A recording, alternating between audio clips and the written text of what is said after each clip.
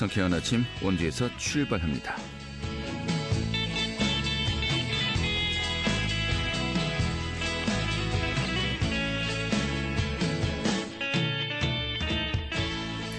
안녕하십니까. 8월 18일 목요일 아침 인사드리겠습니다. 상쾌한 아침 원주에서 출발합니다. 진행의 한태호입니다. 자, 오늘도 원주 지역의 한낮 기온 30도로 어제와 비슷하겠습니다. 하지만 습도가 높아서 체감더위 어제보다 더 클 것으로 보이는데요. 또 나오실 때 우산 하나씩 챙기셔야겠습니다. 어제 오후에도 갑자기 많은 비가 내렸었습니다만은 오후에도 역시 오늘도 대기 불안정이 심해지면서 요란한 또 소나기가 지나갈 것으로 예상되고 있습니다. 지역별로 강수 편차도 꽤 크겠네요. 내일 또 오후부터는 중부지방에 비가 내리기 시작하면서 이 주말인 토요일에 이 전국으로 확대할 이 전망이라고 합니다. 참고하십시오. 오늘 준비한 소식 살펴보도록 하죠. 비가 정말 꾸준히 많이 계속 내리고 있습니다. 이 집중호우로 또 피해가 잇따르기도 했었는데요. 또 복구 작업이 한창이기도 하고요. 오늘 취재 기자 연결해서요. 좀 전반적인 피해 상황 좀 살펴보도록 하겠습니다. 또 원주시가 의료기기 산업을 기반으로 다양한 일자리를 창출하기 위해서 좀 여러 가지 많은 노력 중이죠. 오늘 그 현장 중에 하나 다녀왔고요. 또 횡성군이 2022년도에 평생 학습도시 재지정 평가를 통과했습니다. 지금 어떤 사업이 실시되는지 들어보도록 하죠. 8월 18일 목요일 상쾌한 아침 원주에서 출발하겠습니다.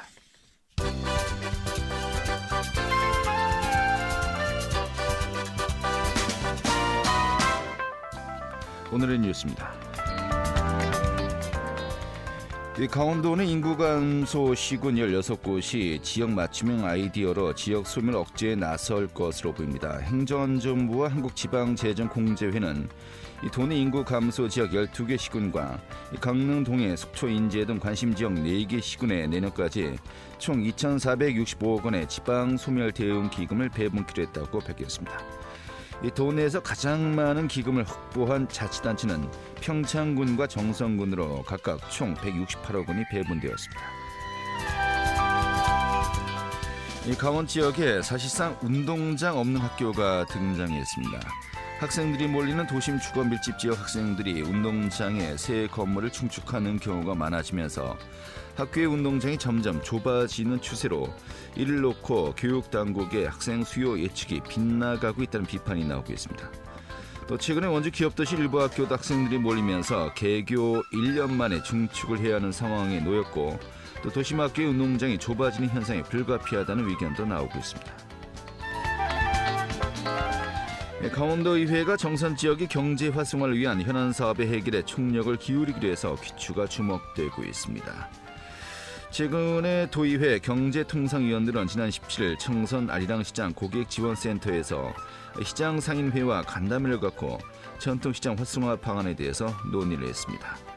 특히 주차 공간의 부족과 수도권을 비롯한 전국적인 홍보 부족 등의 문제가 있다는 의견들도 제기되었습니다. 오늘의 뉴스였습니다.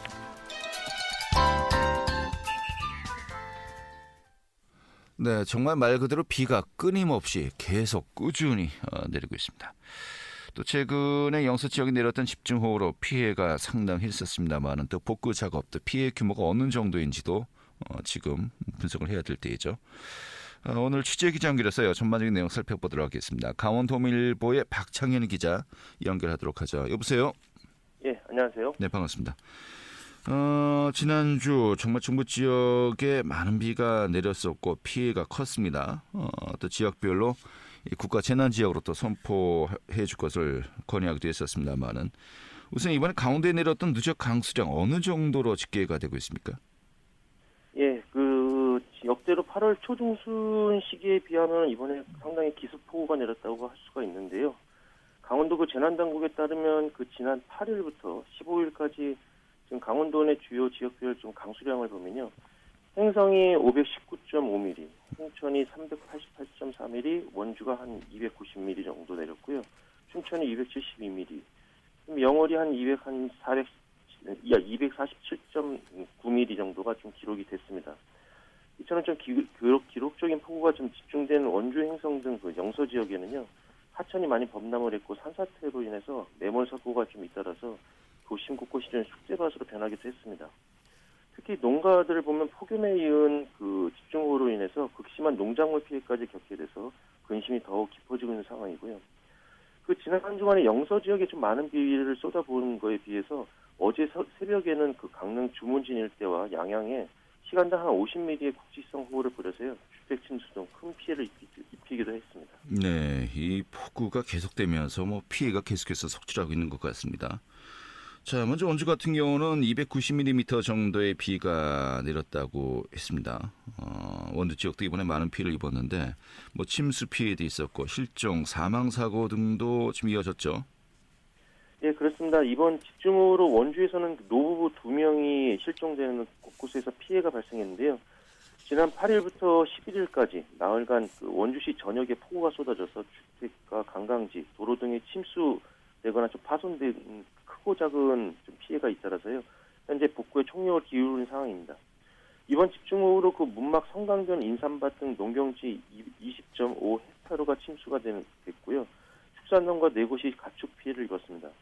좀 시설별로 좀 자세히 보면은 지정면 그 간현관광지는요. 나우라시오 광장과 펜스 등 시설물이 파손이 됐고요. 임시 화장실과 셔틀버스 등이 유실되거나 침수가 돼서 나우라시오가 좀 잠정 휴장되기도 했습니다. 규례면 웅계리 군도 23호선과 호저면 용곡리 군도 5호선 등도 도로 곳곳이 파손이 됐고요. 해당 이동과 가연동에서는 주택이 침수되거나 토사가 집을 덮쳐서요. 주민들이 대피하는 불편을 겪기도 했습니다. 또 호저면 산현리에서는요. 폭우로 고립된 주민들 중에 한 명이 코로나로 확진이 돼서요. 그 필수 의약품을 좀 드론으로 긴급히 전달하기도 했습니다. 기습폭우로 인명피해도 발생했는데요. 앞서 말씀드린 대로 지난 9일 삼강이 범람하면서 불원면 노림리에서 양봉일을 하던 80대 부부가 급류에 휩쓸려 실종이 됐습니다. 현재까지 한 열흘째가 되는데요. 소방당국과 경찰, 원주시 군인이 실종 장소에서부터 흥원창과 여주 이천 팔당댐까지 도보와 항공을 이용해서 대대적인 수색을 벌이고 있는 상황입니다. 네, 알겠습니다. 자, 그런데 원주 지역이 290mm 정도가 내렸다고 했는데 횡성은 500mm 내외가 집중 폭우가 쏟아졌습니다. 그만큼 더욱더 피해가 막대했는데 국가 재난 지역으로 또 선포해 줄 것을 건의한 상태이기도 하고요. 좀 어떤 피해들이 발생했습니까? 예, 말씀하신 대로 이번 그 집중호우로 가장 큰 피해를 입은 지역 중 한 곳이 바로 횡성입니다. 지난 8일부터 좀 읍면별 누적 강수량을 보면요. 청일면이 가장 많은 비가 왔는데요. 525.5mm입니다. 이 강원도내에서도 가장 많은 비가 내린 거고요. 다음으로 서원면도 506mm가 내렸고요. 공급면이나 둔내면, 행성읍도 500mm에 육박하는 강수량을 나타냈습니다. 이 같은 집중호우가 이어지면서요. 둔내면에 거주하는 70대 주민 한 명이 지난 9일 주택에 머물고 있다가 산사태로 매몰돼서요. 숨졌고요. 청일면 속실리 주민들도 산사태로 5가구 8명이 고립됐다가 구출되기도 했습니다. 그 행성에서는 이재민이 27세대 42명이 긴급 대피했다가요. 현재는 대부분 좀 귀가한 상태입니다. 그 피해 시설을 좀 보면요. 도로 침수라든가 유실이 493건, 하천 유실이 232건 등 피해 그 공공시설로만 보면 한 1085건에 달하고요. 사유시설로 보면 주택 66채 등 사유시설이 한 306건도 좀 피해가 발생한 상태입니다. 집중호우로 사면이 유실되는 산사태도 한 105건이나 발생해서 피해를 가중시킨 원인으로 작용했고요. 그 피해직에 대한 응급복구는 어제 현재까지 좀 30%대에 머물고 있기 때문에요. 기습폭우가 한 번 더 내릴 경우에 추가 피해가 우려되고 있습니다. 행성군은 지난 15일부터 그 산림기술사 등과 함께 그 산사태 현장 조사에 들어갔는데요. 그 둔내면에서 발생한 그 산사태 사망사고 지역을 비롯한 상당수 산사태 지역이요.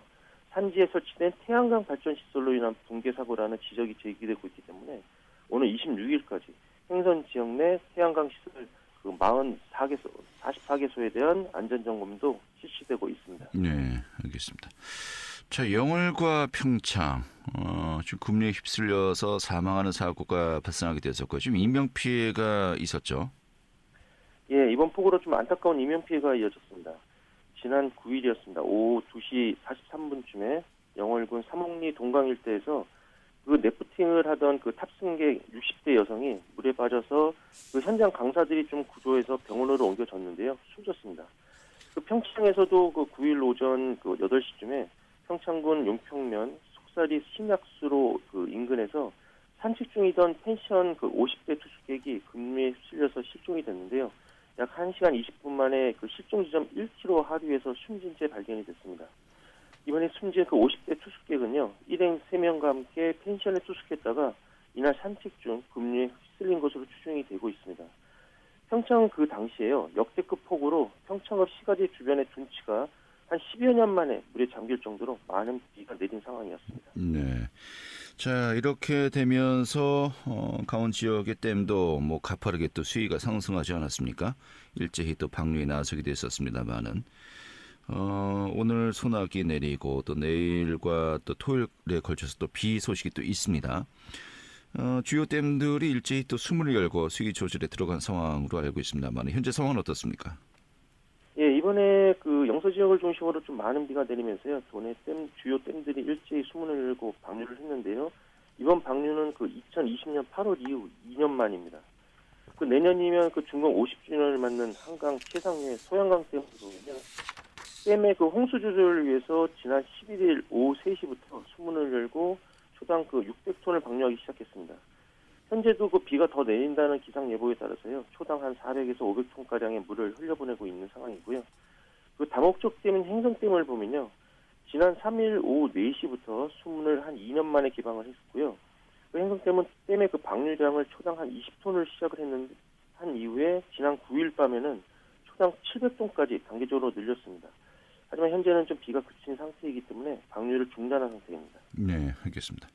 자, 이번 비로 인해서 좀 피해가 상당합니다. 또 호에 쓸린 토사가 유출되어서 뭐 산사태로 주택지 또 농토시설 피해도 심각합니다만은 좀 어떤 지원책이 필요할지 좀 복구 작업 좀 어떠한 부분을 또 우리가 유념해야 될지 정리해 주시면서 오늘 또 마무리 짓도록 하죠. 예, 일단 그 어제였죠. 그 물폭탄으로 인해서 대규모 피해가 관련해서 정부가 그 복구 계획을 발표했습니다. 일단 그 중앙재난안전대책본부장을 겸임하고 있는 이상민 행정안전부 장관이 어제 그 발표를 한 건데요. 집중호우 피해 후속 조치계획 점검회의에서 재난 상황이 종료되면 지자체 그 자체 조사와 중앙합동조사 그리고 관계 부처 협의 등을 거쳐서 9월 중 복구 계획을 확정하고 인명주택 피해 등에 대한 재난지원금이 신속하게 지급될 수 있도록 지원하겠다 이렇게 밝혔는데요. 네. 좀 이 같은 계획이 좀 그 지원액도 중요한데요. 제가 보니 그 지원 절차를 최대한 좀 간소화해서 피해 현장에 좀 신속하게 집행되는 게 더욱 중요한 상황이고요. 피고나 재확산으로 인해서 이재민들의 좀 방역도 좀 각별히 신경 써야 될 것으로 보입니다. 좀 기존 사례에서 보면요, 수해 현장에서 좀 행정 절차를 따지다 보면 제때 지원되지 못하는 좀 우를 범하는 경우가 많았는데. 정부와 지자체가 좀 말 그대로 좀 탁상 행정에 그치지 않도록요. 피해 현장 주민들의 호소를 좀 적극 기울여서 그 피해 주민들의 일상생활로 신속히 복귀할 수 있도록 인력과 예산을 좀 집중적으로 좀 배정해야 될 것으로 보입니다. 또 하나 좀 문제제기를 할 수가 있다면요. 자연재해에 대비한 장비도 좀 재점검해야 할 것으로 보입니다. 이번에 그 행성 일부 지역에서는 그 폭우가 쏟아지는 기간에요. 기상청 강수량 장비가 고장나서 제때 그 정확한 강수량 관측이 되지 않는 경우가 있었고요. 원주의 경우에도 보니까요, 이번에 실종 사고가 발생한 그 화천 지역 일대에 그 소방서에 그 인명을 구조할 수 있는 보트 구명정이 단 한 대도 없었다고 합니다. 네. 이런 좀 장비도 좀 점검을 하고요. 이번 그 폭우 피해 중에 그 소홀한 시설 관리로 인한 피해 시설도 상당수 발견이 됐는데요. 좀 다시 한번 저 소유고 외양간 고치기식 땜방 복구가 아니라 영구적이고 좀 항구적인 복구와 함께 체계적인 재난 대응 시스템이 구축돼야 할 것으로 보입니다. 네. 뭐 한 아파트는 이 지하 주차장이 뭐 침수되기도 했다고 하는데 좀 원인도 좀 살펴보고 또 다시 이런 일이 없도록 해야 되겠죠. 알겠습니다. 오늘 이렇게 정리하죠. 잘 들었습니다. 예, 감사합니다. 네, 강원도민일보의 박창현 기자였습니다.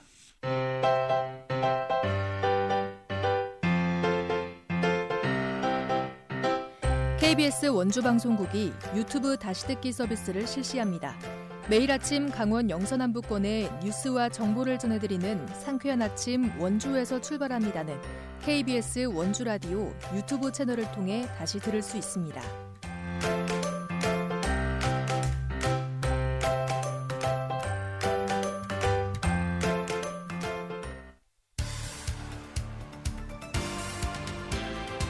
알찬 정보, 생생한 현장의 소식을 전해드립니다.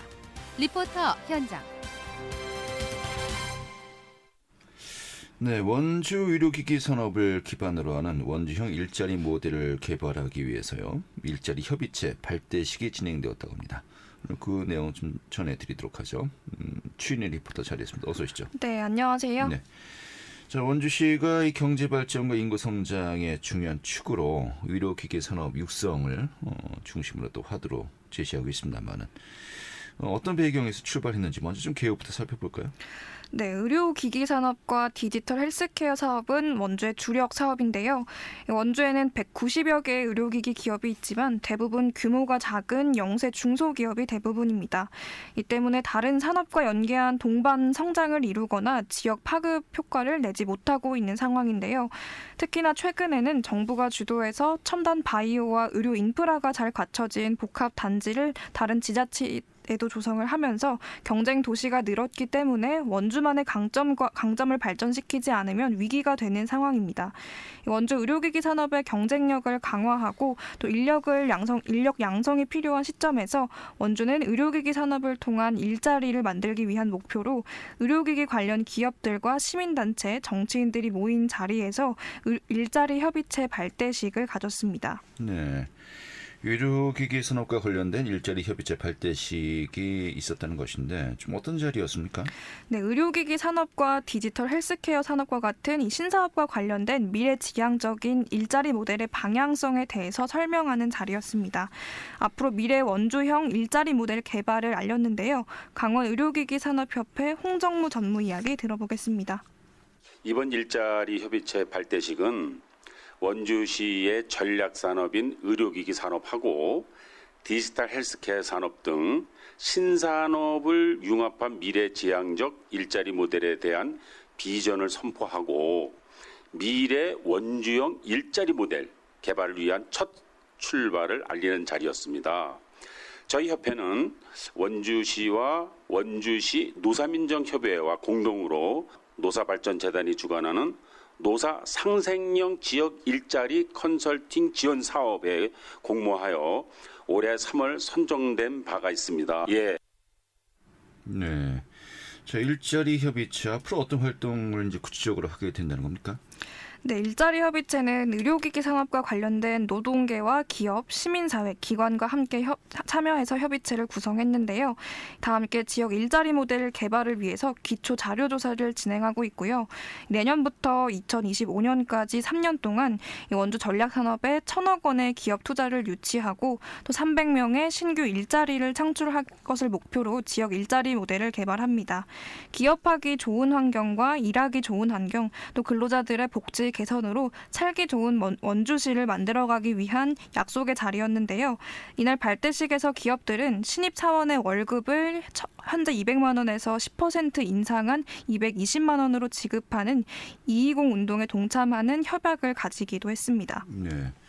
뭐 일자리의 그 수도 중요합니다만은 또 양질의 일자리 또 그만큼 이 질을 또 어느 정도 우리가 또 확보해야 되는 거 아니겠습니까? 구상중인 일자리 모델은 어떤 것들이 있습니까? 네, 3가지 일자리 모델을 구상하고 있는데요. 도약, 전환, 유치 3가지입니다.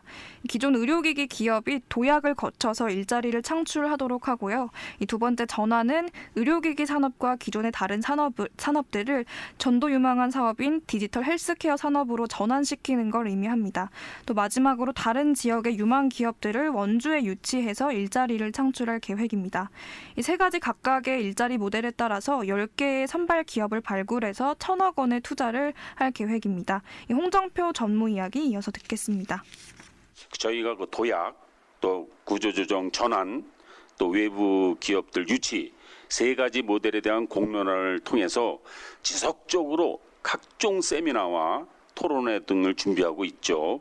이를 통해서 노사 민정 간 사회적 합의와 확산을 통해서 지역 특성에 맞고 만족하는 상생형 일자리 모델과 모범적이고 현실적으로 사업 가능한 모델이 될 수 있도록 최선을 다할 계획입니다. 네, 1,000억 원 투자와 300명 이상의 신규 일자리 창출을 약속했거든요.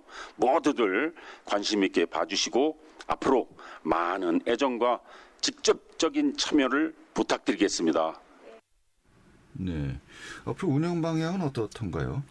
네, 앞으로 일자리 협의체는 의료기기 산업과 관련된 기관들과 함께 힘을 모아서 산업을 발전시키고 원주만의 경쟁력을 갖추는 게 목표입니다. 임금과 워라밸이 좋은 일자리 환경을 만들어서 청년 인구를 원주에 정착하도록 하고 또 수도권 유입을 줄일 계획입니다. 원주는 최근 고용노동부가 주관한 지역 일자리 컨설팅 사업에 선정되기도 했는데요. 앞으로 이 사업을 통해서 일자리 모델에 대한 계획을 진행할 수 있도록 지원을 받습니다. 원주의 핵심 산업인 의료기기 산업과 디지털 헬스케어 산업이 이번을 계기로 한 단계 발전할 것으로 기대가 됩니다. 네.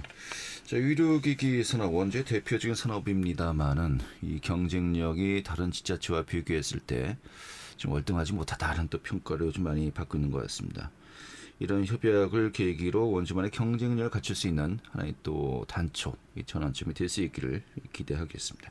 오늘 잘 들었습니다. 네, 감사합니다. 네, 주인의 리포터였습니다.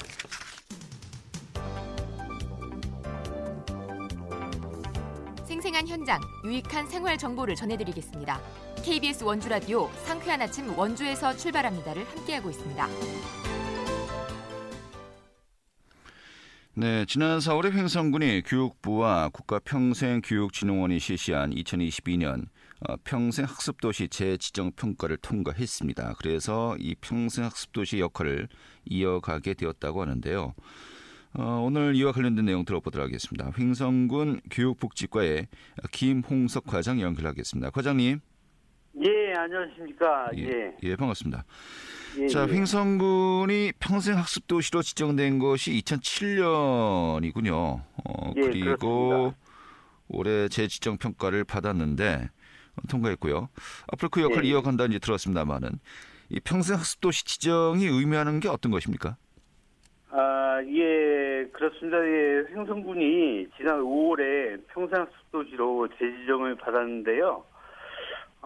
365 체험관 건립이라든가 횡성 소망이름학교 운영, 평생학습 전문 역량을 강화하는 프로그램 등 그간의 평생학습 축제 개최 등에 대해서 좋은 평가를 받은 것으로 생각이 됩니다. 네.